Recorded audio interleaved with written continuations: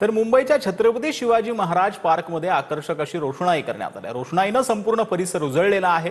तसंच सेल्फी पॉइंटही यावेळेला बनवण्यात आलाय। अजून फोटो काढण्यासाठी यावेळेला तरुणाईची गर्दी जी आहे ती पाहायला मिळाली।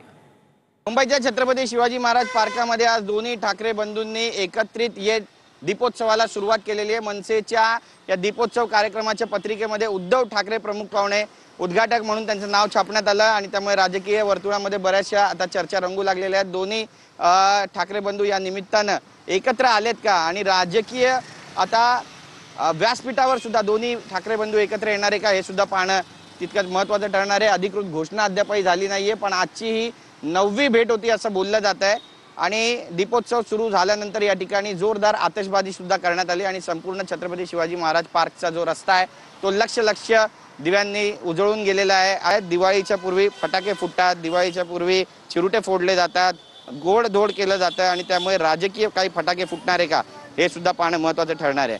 कॅमेरा पर्सन योगेश गुरवसह गिरीश गायकवाड, TV9।